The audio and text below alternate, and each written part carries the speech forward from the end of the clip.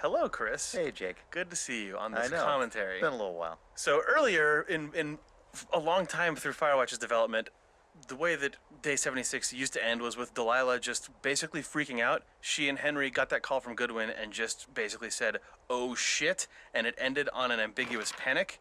It turned out that that actually put people in the situation you are in now at the start of Day 77, not knowing what to do. Like, we cut in with Henry at his desk sitting there, and everyone who played the game sort of thought, why is Henry just sitting at his desk when the last thing that happened was a huge freakout? And we rewrote it to be what you're seeing here, where Delilah actually says at the end of the day, sit where you are, don't do anything, wait for me to call. And then when it cuts and Henry's sitting in his chair, it makes sense. And I know that sounds completely obvious and maybe even dumb, that we did not initially have Delilah tell you to do what we then depict you doing. Well, I think one of the reasons is because so much. This speaks to one of the biggest challenges, honestly, in designing the narrative for this game, which is a first-person game that also skips time. Mm-hmm. You know, in a movie, when a movie skips time, you can have the characters have done all sorts of things, and the viewer can catch up on that later, and there's tension in not knowing what happened in the missing time. You can't really have that stuff get filled in for the player character because you are that character. Yeah, and even if there's cinematic cut time, your motivation as a player is a continuous line across the game, and obviously doesn't have a time skip unless you, the player, save, Exactly. walk away, and come back. Yeah. Realizing that we had to write Delilah to bridge that moment, it was a really good concrete example that stuck out to me of sort of how how the story and your expectation as a player and your sort of motivation to keep going have to line up as well as they do. This scene was another big challenge because that whole chain of her getting you to Cottonwood Creek by way of this sort of ruse that she sets up. There were a lot of players we found who figured out what she was getting at before you actually went through all the little steps and immediately said, "Oh, Cottonwood Creek," and they left. And then Delilah was like, "Tell me when you see the thing on the poster." Yeah. Like, and then Yet another big challenge of how to sync up player intention and awareness with character intention and awareness. Really a big challenge in this game overall. Anyway, look at that poster.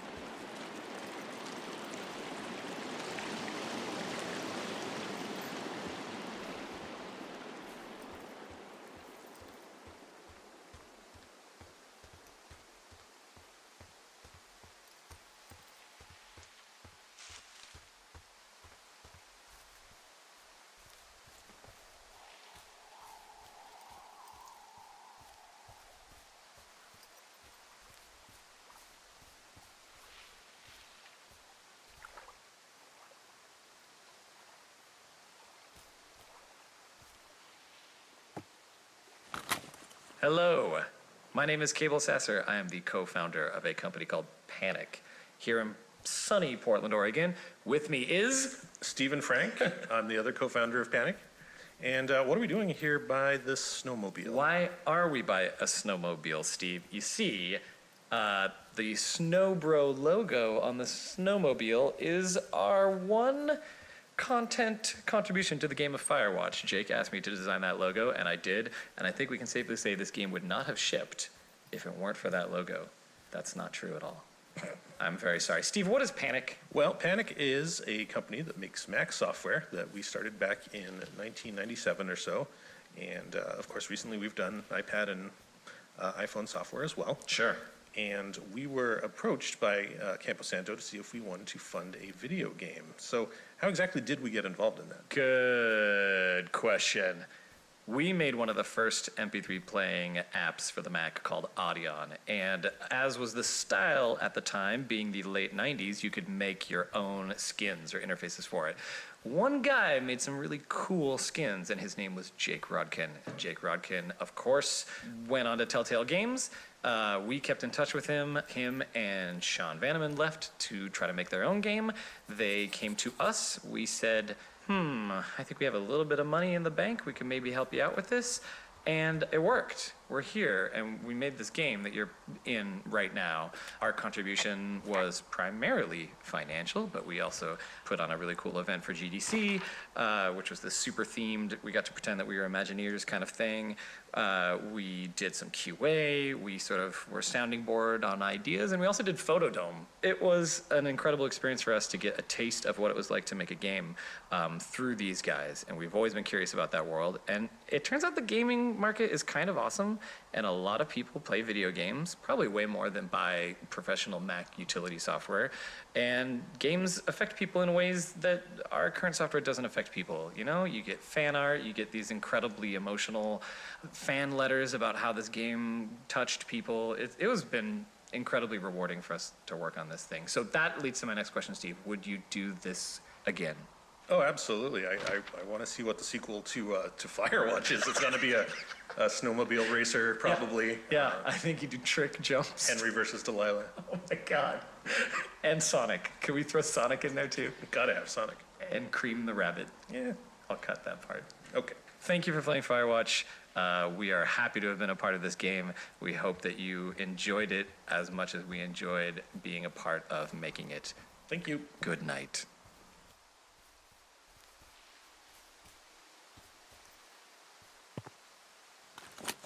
Sean here. Hey, Jake. Hey, Sean. The hike to Cottonwood Creek, The one you are ostensibly on right now. it is a thing that changed a couple of times in the game, and it was actually one of the bigger spatial changes that we made over the course of Firewatch. The place called Cottonwood Creek on the map is now in, like, due south of the middle of the map, but it actually used to be north of the lake. If you ever head over there, you'll notice there's a lot of cottonwood trees there. There's cottonwood trees in both places. It was originally where we ended up with it, though. It started where we are now. And then we had a crisis of conscience somewhere in the middle of the game, and what is actually walking around in Firewatch fun? Should we condense everything Is down? the core mechanic of the game fun? Oh no, hedge. You hit a point in development sometimes where you question these things, and we said, is this going to be too big of a deal? Do we want to put Cottonwood Creek right next to the research site? And we did it, and it was still pretty good, but I think as all the pieces laid out into the game, once the music started coming in, once a lot of the sort of incidental, ancillary conversations started coming in, we were able to sort of breathe a big sigh of relief and go, oh, it is, all the stuff, all of these parts seem to be working, and then we went, all those parts are working, and we made Cottonwood Creek like 3 inches away from the research site gate. Put it back, and it was a pretty quick change to put it back. Yeah, but it was very quick to put back, but I had a panic attack because I realized that having everything so condensed when Cottonwood Creek was over by the lake just totally hamstrung my ability to get in some of the dialogue that happens here. And I think this stuff's actually really important to the story and the character development of these two people. And I think with like 10 weeks left in development, maybe even less, it was a very short runway, I went to Jane and Jake and I was like, I think we have to move Cottonwood Creek back. And then beads of sweat appeared, and then they thought about it for a second and went, yeah, okay, I think I think it's not going to be that big of a deal. Because I had already been like, it's not going to be that big of a deal. We can just, and it was fine. It turns out that what it took was me literally picking up the cash box by the lake and the cash box by Cottonwood Creek and doing like the little magician like shell game swap, and then I changed the labels on the map. And it worked. And it worked.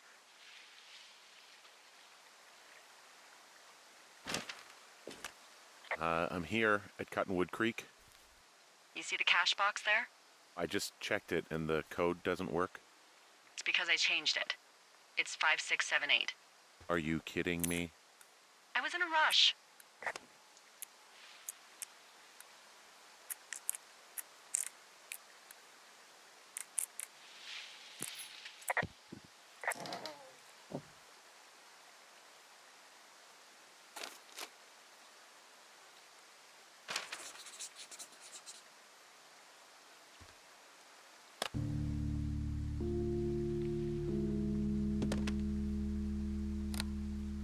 I've got it now.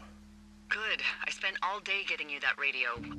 I hiked to a cash box, lied to a ranger, lied to another ranger, and hopefully you are now holding a clean, untapped radio. Hopefully. Holy fuck, Henry, we have to get into that site. Whatever these people are doing is illegal, right? Are you okay? I don't know, Henry. People have been listening to us all summer. How is this actually happening? I don't know. I'm scared. Who is doing this? I don't know who could be doing this. Henry, I've been at this job off and on for 13 years. Sometimes here, sometimes over near Jackson, a couple times down in Wind River. And nothing like this has ever happened before. Am I just making all of this up? I mean, the eavesdropping, the spying, is this... Fuck, is any of this real? What? Are you serious? Maybe I'm just losing my mind. What? Like Julia. And maybe it's happening to me, and I'm imagining that I have a boss out here and that we're being spied on. Henry. Maybe there was something in the water, or our condo was underneath some power lines, and you, Delilah, you're not real.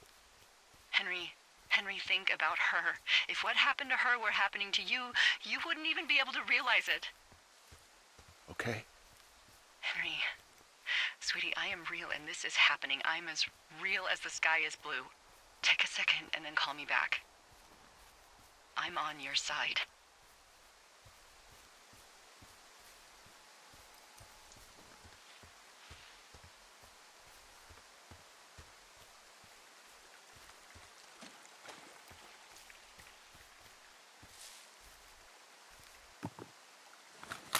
Hey, it's Sean. Hey, it's Chris. Here in this Cottonwood Creek area where you have to get the new walkie-talkie that Delilah has planted for you or had planted for you, it is possible to just never pick it up in the first place, go straight over to the research site. And that's in part because it's in a game like this where we aren't constraining your movement. There isn't really anything we can do to force the player to walk to a certain place and do a certain thing before going to a different place. We would have to put up some kind of infinite wall or something between you and the research site to stop you just going straight there. And we didn't really want to do that. We thought about it, and we really could not think of a good reason to do so. Which then meant that the entire research site scene had to be written, had to be bifurcated, and then written to support the new radio versus not having the new radio. And that was really hard. And then had to be like logically programmed to support both of those things. And the way a lot of the branching sort of dialogue stuff works in a game like this, it's not like a choose your own adventure where you go to a different chapter. It's really, the game is looking line by line through the hundreds of lines that it takes for the characters to communicate their stuff while in the research site. It's going line by line and playing the truest one. Mm-hmm. So a lot of the lines are shared across has new radio versus doesn't have new radio state. It's jumping in between ideas that both hit upon and changing Delilah's response most of the time. And playing through that and finding those spots and writing with that level of detail and branching is really hard. And we would probably find a new way to do it in the future. Maybe, yeah. Yeah. No, it's hard to say. We tried hard to think of a way around it, and we really couldn't. And it affected everything. It affected writing.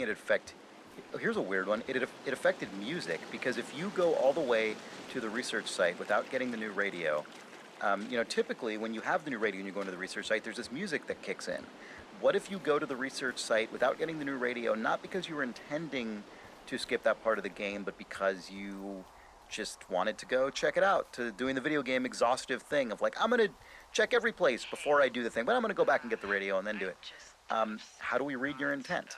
How do we as the designers know I'm intending to skip that part of the game, I'm not intending? Do I start the music cue? Do I not? There were a lot of different areas where we had to just take our best guess basically about, well, if this and this and this, but not that, like, we think this is what the player means to do, and we're going to support that. And that was just something that we constantly had to live with throughout development. What? Why would you do that? I told you to say the minimum and just keep it vague.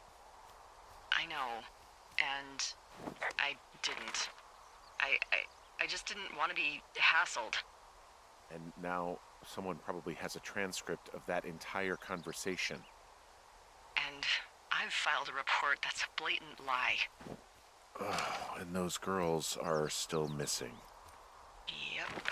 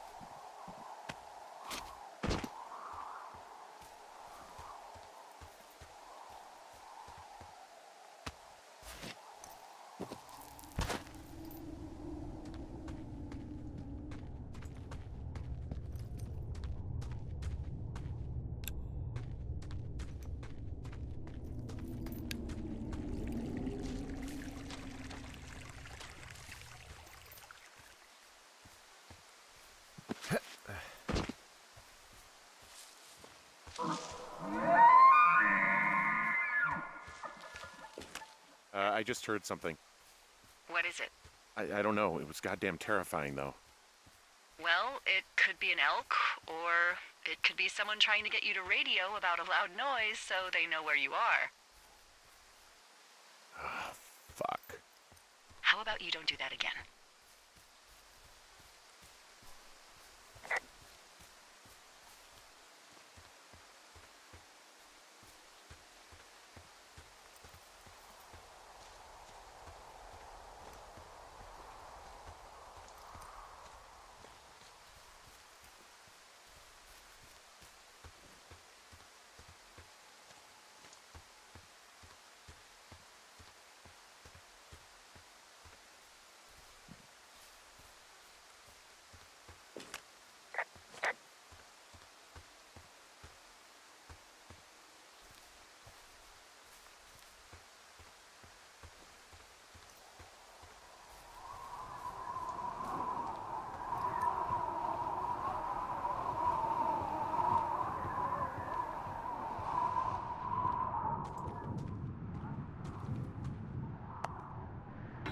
Oh, God.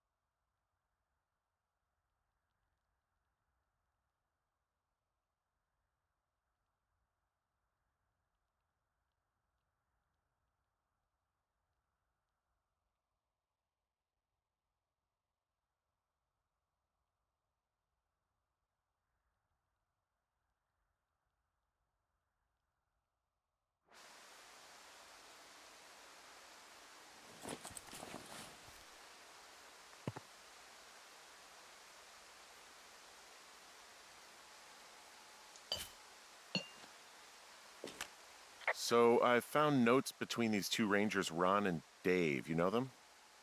Yeah. What do they have to do with anything? Well, nothing, I don't think. I just found a cassette tape one of them left for the other. Do you think it could be anything like the tape you have of us? No, I think it's just music. Well, if it's the new Milli Vanilli, it could be just as incriminating.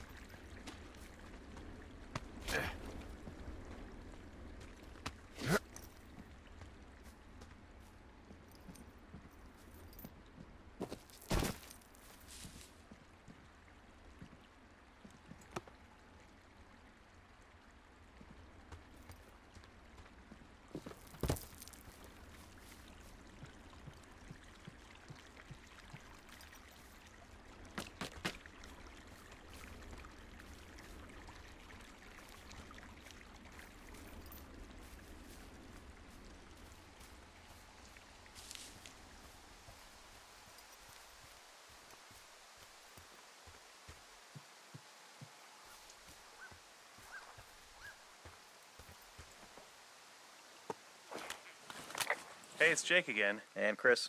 And Sean. Hey, And everyone. we had a design Hey, for guys. this tape, but I don't remember what it was.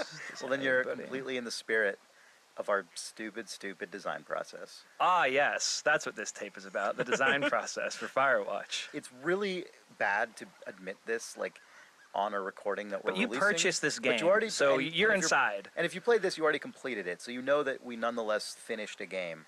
One of the big things that we constantly ran into on the design side on this game was, okay, how do we reconcile this like linear story that needs to be told with something that is allows some degree of player exploration and choice and like a big world that we tried hard to not just like hard gate absolutely everywhere.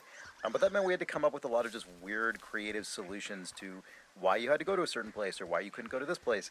And frequently we would forget what those We'd forget solutions were. why it happened. For instance, the commentary Firewatch audio tour document says that this node should lie on day 15, and I'm sure that we had a really hilarious and apropos reason for why this remark should happen on day 15. Oh, we had a very, very great, very strong design idea for day 15 that tied a bunch of stuff together that didn't get written down coming out of a meeting and was lost to the... Oh, and we all laughed about it when Recesses of we our sat down brain. to record this commentary node, and it's perfect that this is on day 15. So I'm sure you as a player, this is like the most perfectly timed conversation or moment in the commentary to hear about this, but we don't know why that is. But because like content games like Firewatch are designed around ideas and sort of loose concepts oftentimes, as opposed to systems with hard rules, it's easy to forget the decisions you made, and then when you do, you agonize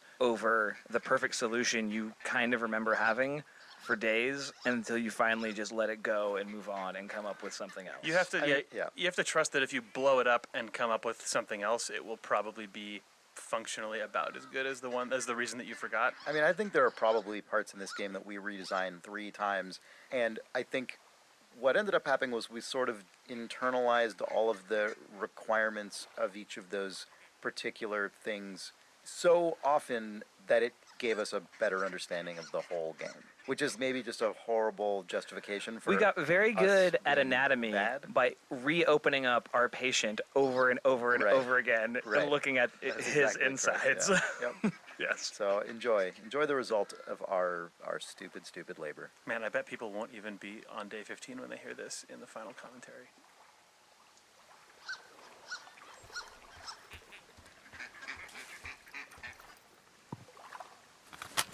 Hi, Jake here. It's Ollie. So I guess we're going to talk about Crime by the Numbers, a crime series. Yeah, I think this came from the desire to make a very video gamey sort of collectible series. That's something that you could collect across the course of the game, and also my desire to just design book covers because I wanted to. Yeah, I think that you did that first. You did a first batch of book covers, and it was Stephen's Room and the Jay Allard self-help Birds book, of and Wyoming Birds of Wyoming, and it had Death Strikes at 2, and we all decided as a group in a stupid loud meeting that took up the whole office that it would be hilarious if this was in fact one of like the Sue Crafton alphabet murders or that Or the Dick Francis yeah, horse racing every single one is series. about a jockey Yeah. who is killed. Well, we thought that our idea for a series was somewhat like ridiculous, but then realized that Dick Francis had written over 40 crime stories about horse racing. So Yeah, and it seems like just between office conversations and long walks home from the office, we came up with all 10 of these, and then you drew them.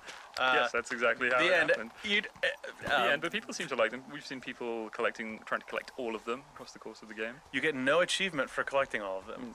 Sadly. Yeah, because we're jerks.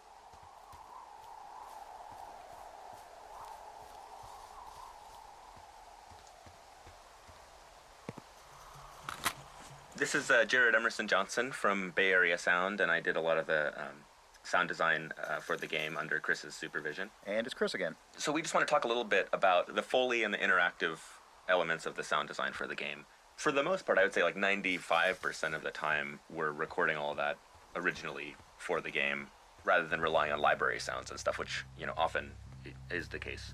Yeah, and we actually started off using a lot more library sounds, and we ended up redoing almost all of those of that implementation because, Jared, I'm curious to know, how you felt about this, but I just felt that stuff was too big and punchy for this game. You know, we were telling a game that was so much about this human scale drama and in some cases ambiguity, and then also just very naturalistic in how the wilderness was presented, that it seemed almost like putting too fine a point on it to have sort of traditionally big and punchy Foley and sound effects behind it.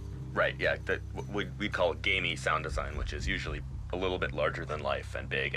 And you know, sometimes that's important because the player needs the feedback of when you get punched out by Goodwin. There's a couple moments of like that big outrageous sound design when it's really called for. For this, we went really subtle on a lot of it. You know, you still get the feedback. You still get that feeling like you're actually in the space and interacting with it, but it's a little more subtle, a little more tailored. And honestly, like when you have an opportunity to record live Foley, it always ends up being better than a library sound. You know, even in the big gamey games. Oh, sure. And so for all that, we just went out and either went out to a fence and recorded a fence, or I got out my backpack and just spent several hours just getting every kind of little rustle and clank of the carabiner. I think you gave me like hundreds of different well, and sounds for this. Of course you're not going to use all of them, but you need to be able to find exactly I sifted the right. through every single one and found the ones that matched the animation like as closely as I possibly could. It was what really mattered to me as I was playing the game and we were talking back and forth was really making it, when you are interacting with something in the game, when you're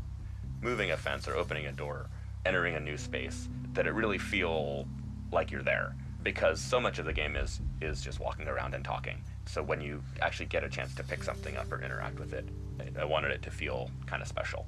As development of the game went on and it became clear that sound effects and ambience were going to have to do so much of the heavy lifting, it was incredibly intimidating for me as a first-time audio director, but I'm ultimately actually really grateful for that because it was just so intrinsic to the game and had such a big impact on the overall experience. Yeah, and honestly, with every new game, there's a certain amount of kind of reinventing that needs to happen because you have to, you just have to keep playing the game, put the sounds in. Okay, these ones work, these ones don't work, play the game again. We probably did that, I don't know, like 20, 30 times over the course of the production. Just, okay, this is working. Oh, no, this has changed, so now we need a new thing. And that's how you make a thing that feels good in the end, so. There you go.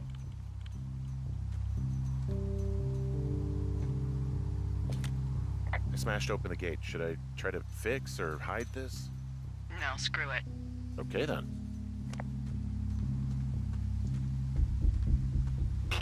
Whoa! Ow!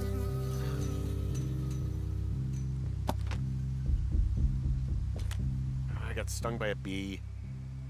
Okay.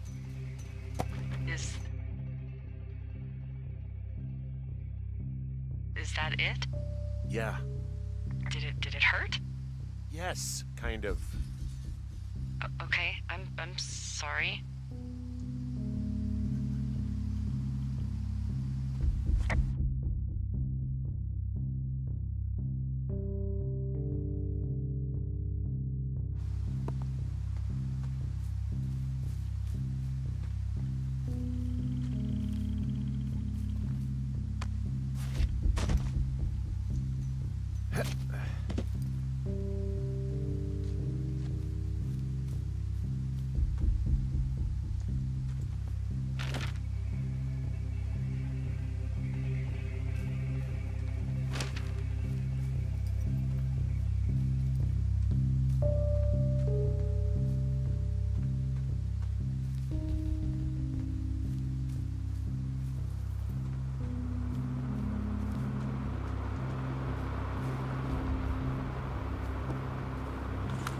Hey, Jake. Hey, Chris.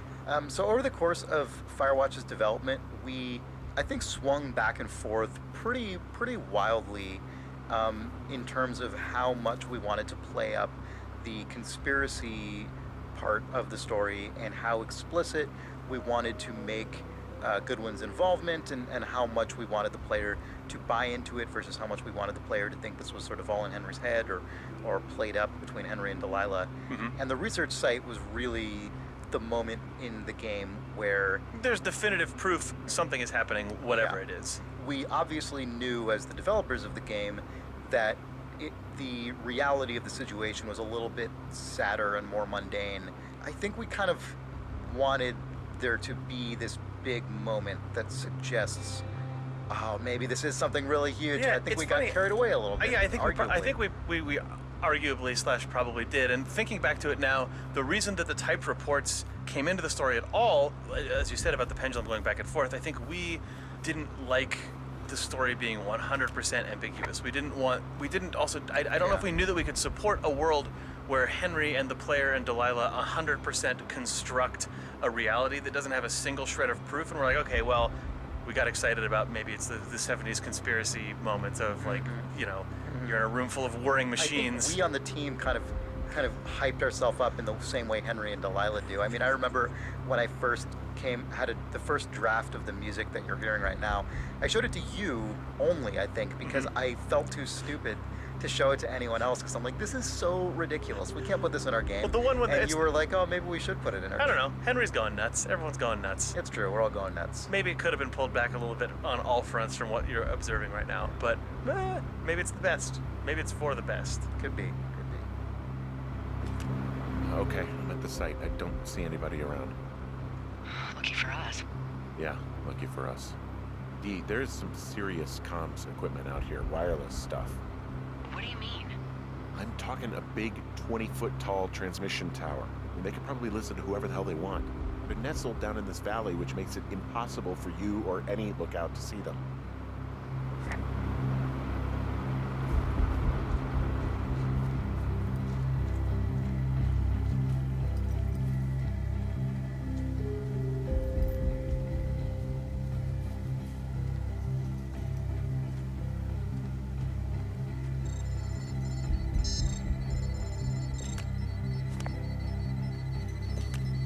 There's all sorts of contraptions and shit out here.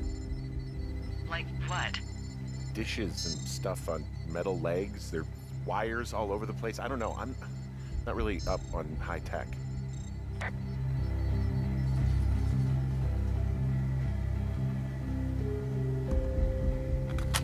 Hi, this is Jane. I'm back again, and now I'm here with... Will Nunes. I was a prop artist. And this is one of the few areas in Firewatch where it's not just about trees and rocks. So we wanted to make sure that this area feels very man-made and that is spooky and is ambiguous. Like, the goal here is that you're gonna get here and you're not quite sure if this is like a surveillance operation or if it's scientific, and that's kind of what I told Will when we were trying to make a lot of props, and Will was really great about it. And I was just like, hey Will, can you please just make a bunch of boring scientific equipment? Yeah, I mean, we were actually just looking up a lot of stuff, like, stuff that monitored, thermal energy and stuff like that, like very, very standard kind of scientific equipment, but arranged in kind of a sense that made it look kind of a little more eerie and a little more cluttered and haphazard and not really definable from someone that didn't really understand what this equipment was. Yeah, I think if you actually look up each prop, that they actually are real, like, equipment, right? Yes, I used reference from the late 80s for all this equipment. They're all real equipment that people use to, monitor the wind or environment, stuff like that. Is there like a favorite piece of prop in this tent, Will? I would say the equipment. Just it's really simple, but I had a lot of fun making it and kind of seeing the layout and kind of trying to convey this kind of eerie looking equipment, doing something you're not quite sure what it's about, ambiguously, technical, and seeing where I could take it and seeing kind of, with the colors and the mood and how that would all fit together and how to set that scene right.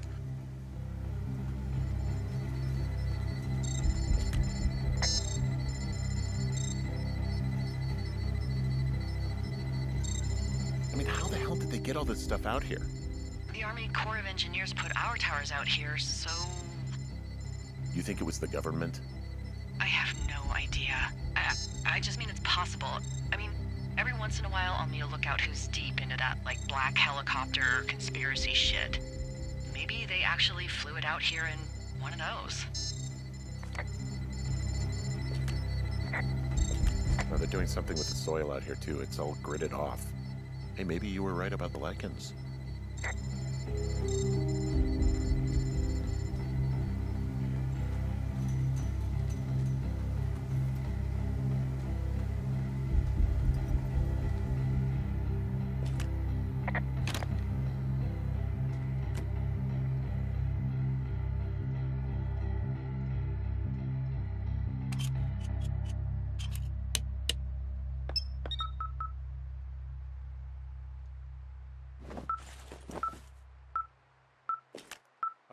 Okay, this thing is losing its mind, beeping like crazy. I can hear it. What's it after? I don't know. I'm gonna go find out. I'm in their main tent. I wonder where they are. All of their stuff is here. Figure out what that thing does and then get the hell out. I'm in their main tent. What's it like? It's definitely some sort of monitoring station.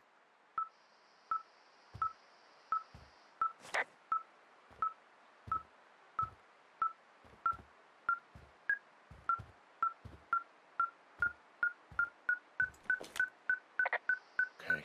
Shit. Got a map here that confirms they're tracking our people's movements. The map's got all sorts of paths and areas marked off on it. There are lines that look like some of the paths I normally take. Are you positive it's you? I'm not sure, but I think so. I found their main monitoring desk. You should get out before they come back.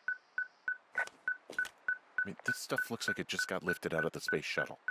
I have to tell you, if I found out this was NASA, I'd be a hell of a lot happier. Okay, so there's a log here that tracks the movement of 4 distinct subjects.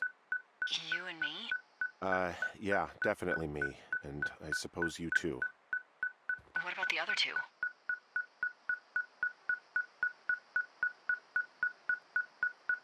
Maybe the missing girls? Like, they're still out here and these people are following them? Maybe. It's possible, right? But then why haven't you seen them?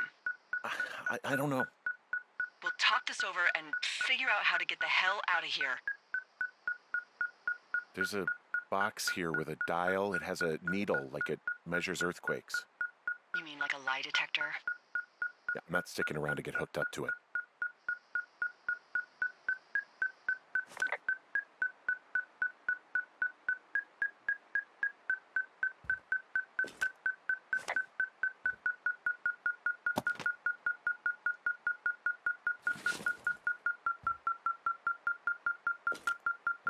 They're measuring the barometric pressure, too. Why? Maybe it's just a diversion.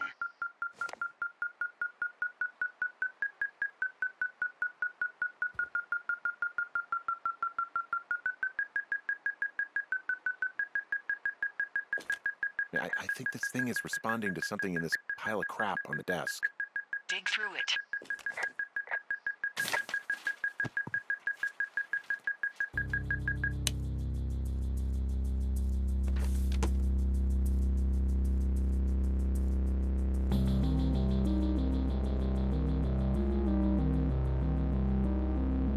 Are you shitting me?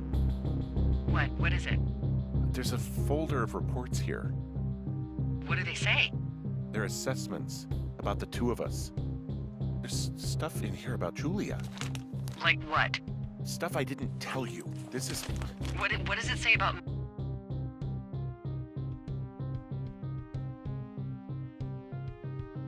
You said there was one about me. And it looks like they've been following me around. What I do when I'm out hiking? Jesus. Henry, do you hear me? It says that you and your boyfriend are still together. What? We're not. They're messing with us. Yeah, okay.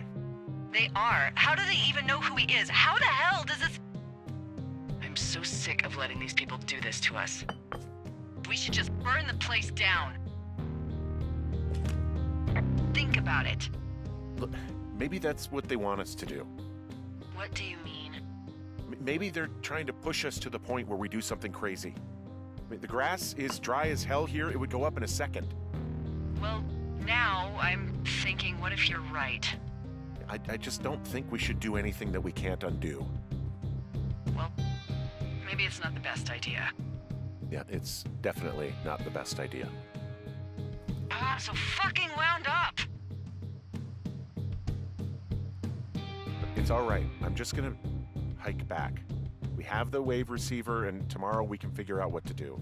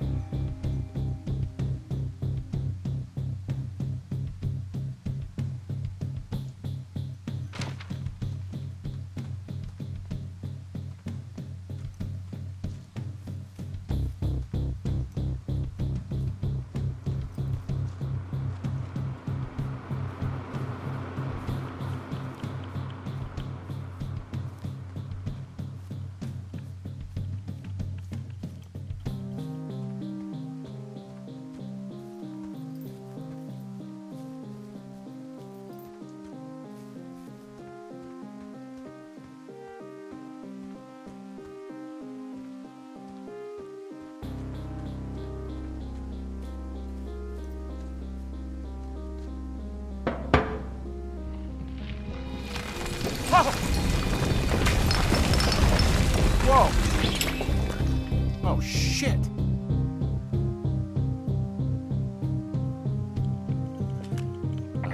Delilah, there's smoke coming from the site. I just climbed out of there and the bridge collapsed. What the hell happened to you? It's definitely not the best idea. It wasn't me. What do we do? We just call it in like any other fire. And what about who started it? What about them? The person who started it? Yeah. We're talking about people watching us out here who are now burning the forest and everything in it around us.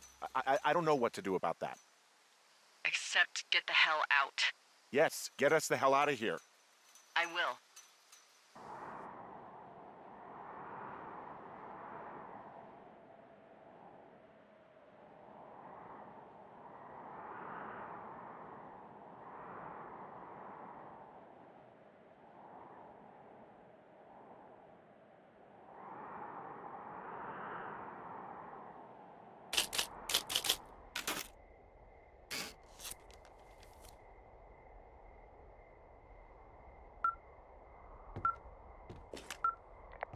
This receiver just picked something up. What thingy? What now? I found a device that picks up frequencies. It's how I found the reports last night, and it's going off now. It just picked up a frequency? Yeah, what could it be? I don't know. You gotta find out. All right, I'm on my way now. You know what I just picked up? No. A fifth of Major Bueno tequila from the creek. Are you drunk? No! I am getting drunk. Don't do that. I know. Everything has gone to total shit, but you gotta live a little. You gotta allow, Hank. No, you're right, Dee. I can't think of any good reason why you wouldn't want your decision-making inhibited right now. My thinking is I could stay up all night worried I'm gonna lose my job because of the site fire, or I could not worry and let the chips fall where they may. It's not like there's any proof we were down there. My thinking is I'm gonna follow this wave receiver. Ooh, I like it when you think. Ay. I'll just leave you alone with whatever these thoughts are. Last thing I need is another big crossword breakthrough.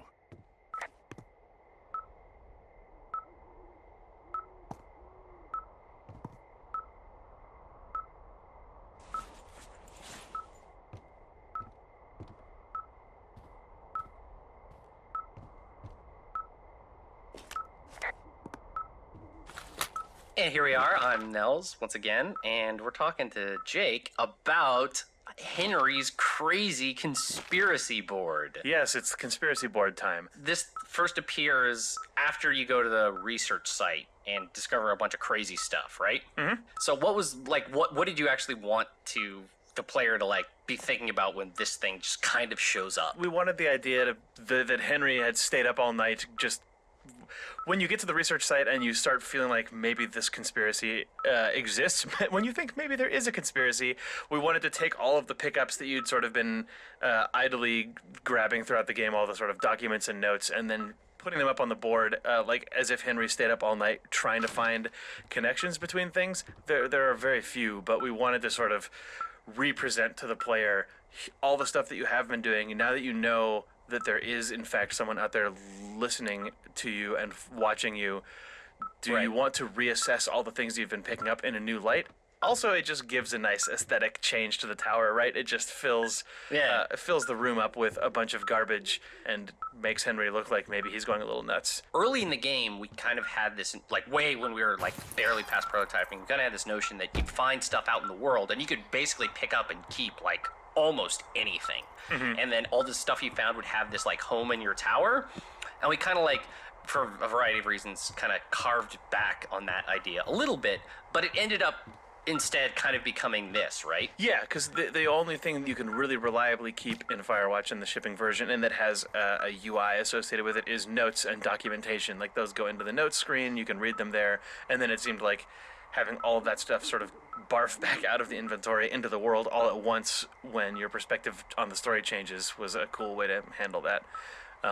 It was also a way to remind people of all of the things that were out in the world that they had found, like to remind them of missing people flyers, to remind them that they'd found a little bit of stuff from the Goodwins, to remind them about Ron and Dave and about the research site. Like, you could always, at the start of days, at the end of the game, go and refer to all of the written sort of evidence that the story had left behind so far.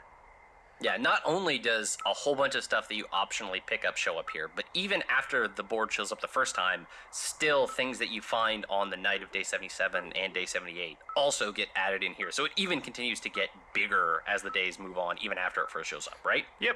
And then he goes home and is sad. Hey, Sean. Hey, Chris. So I love this little bit of writing and acting here where Delilah is drunk. I It's too love it adorable. now. I love it now. Yeah. There was a big rewrite at one point. This scene was originally Delilah was just sort of in like hunker down mode. Don't go outside. We're gonna let all this blow over, and that's exactly what we don't want you to do. And you have a good relationship with her. At least you have some warmth to her, perhaps. And it just didn't really work as written and as recorded. So just sort of had the idea, got to the point where it's like, well, I want to change that. And the first idea was, and she's drunk. And I'd always thought that Delilah probably overindulged. I don't think she's an alcoholic or anything. Sure. But neither is Henry. But they both drank and have, probably had drunken nights that they really, really regret. Being able to bring that into the game just felt completely correct. But then recording it was so tough. Sissy Jones landed in just a perfect place. But when you write, your character is drunk, you get a lot of like, you get a lot of like hiccupy, like hobo. And we just sort of, you sit down and you just take 5 and you talk about it and you just kind of go like, get her drunk. yeah, get her loaded and go on. No, we spent probably a good half an hour, maybe an hour, just coming at the drunk lines from different angles. Yeah. And then, it snaps in your headphones in real time in a way that then produces the feeling that you're talking about, Chris, which is like, oh, I love this.